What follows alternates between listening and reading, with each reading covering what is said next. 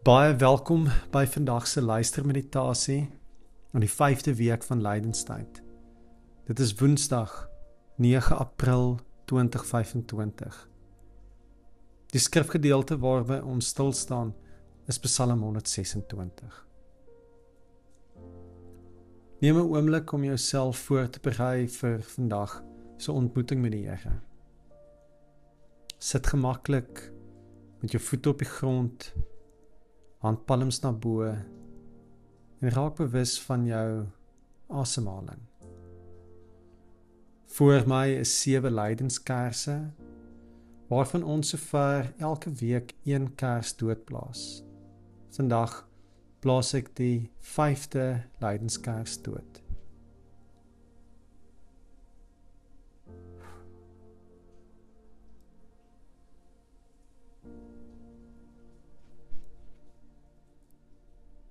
Reinhold Niebuhr bid die volgende woorde: Here God, U is die begin en die einde van my lewe. Leer my die grense van my kennis, sodat ek U wysheid sal soek. Leer my die grense van my vermoëns, sodat ek U krag sal soek. Mag ek dan nou tot nuwe lewe gewek word deur gemeenskap met U. Amen.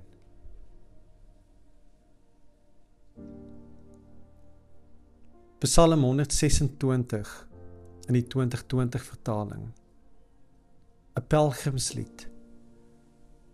Toe die Here die lot van Sion verander het, was ons soos mense wat droom. Daarna is ons monde met gelag gevul, ons tonge met jubelkrete. Toe is onder die nasies gesê, die Here het iets groots gedoen aan hierdie mense. Die Here het iets groots aan ons gedoen. Ons was verheug.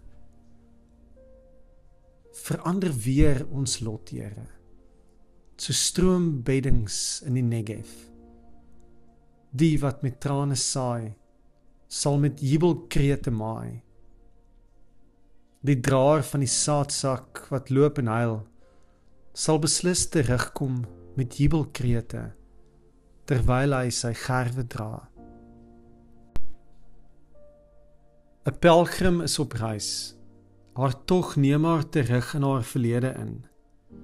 Sy onthou 'n tyd van vernuwing, heling en transformasie, toe die Here haar lot verander het. Dink sy nou terug, dan voel dit soos 'n droom.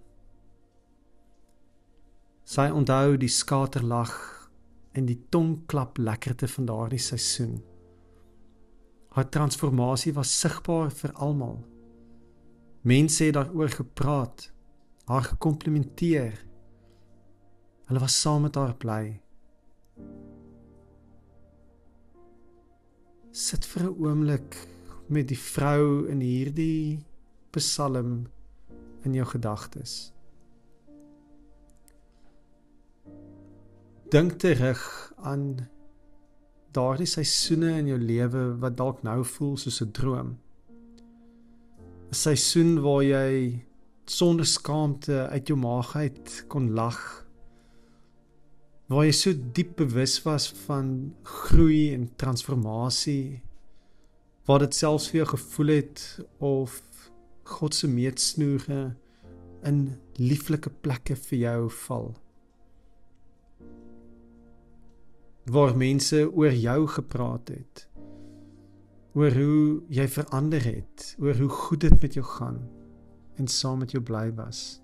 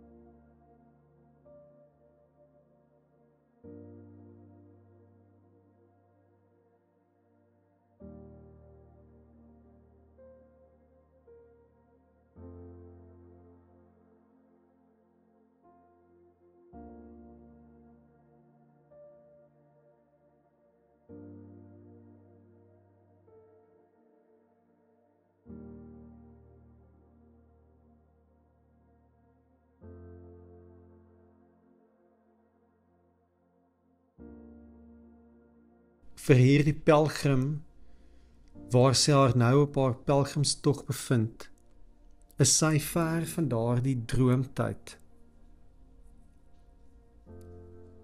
Daar is hartseer en trane waar sy haarself nou bevind.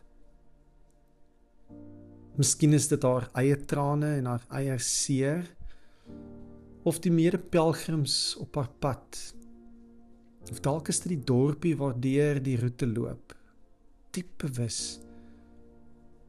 van seer en pyn wat haar omring. Maar let op hoe klink haar pleidooi dat die Here haar lot sal verander. Hierdie keer sal God se heelmaakwerk haar nie verras nie.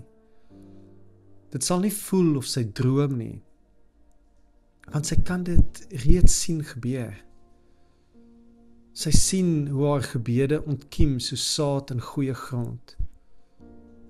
Sy dra dalk nou swaar, maar sy weet dat dit wat nou so swaar op haar druk, die bestanddele vorm van die feesseisoen waarvoor sy bid. Daarom saai sy met trane, want sy kan reeds die jubelkrete in die verte hoor.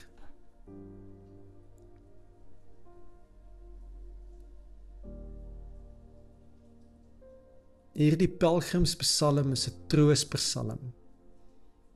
Dit herinner ons dat daardie seisoene van verandering heel word, van waar ons hierdie gevoel gekry dat God het ons lot verander.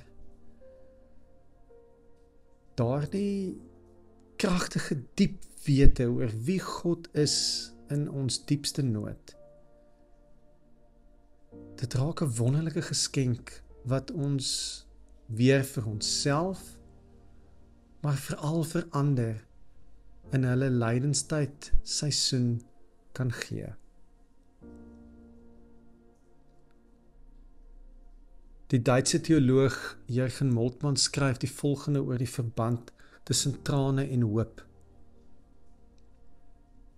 The way to resurrection comes only through suffering, the acceptance of boundless suffering, and transfiguration brought about by grace of love and the hope of the unhappy.